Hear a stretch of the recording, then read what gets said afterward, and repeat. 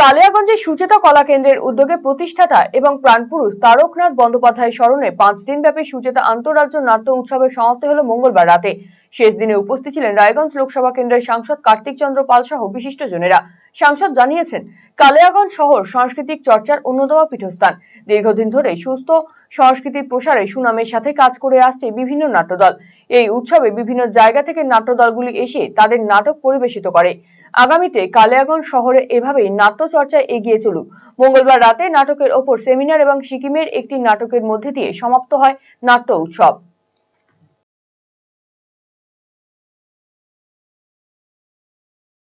কালিয়াগঞ্জ সুচেতা কলা কেন্দ্রের পরিচালনা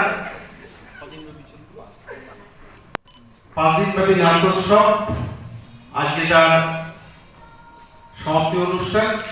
সেখানে पूरे इंडिया के जो कलाकार हैं सबको मेरे तरफ से बधाई और धन्यवाद।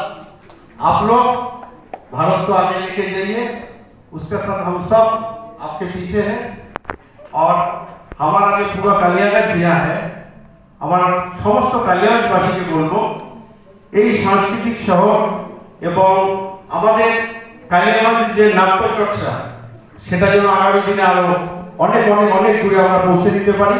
সেটা সবাই মিলে আমরা যেমন সুচেতা সাফল্য কামনা করব, ঠিক তার সাথে আমাদের আজকের যারা গোটা ভারতবর্ষ থেকে বিভিন্ন যারা ন্যাশনাল অফ ড্রামা যারা এসেছেন তাদেরও আমি উজ্জ্বল ভবিষ্যৎ কামনা করি।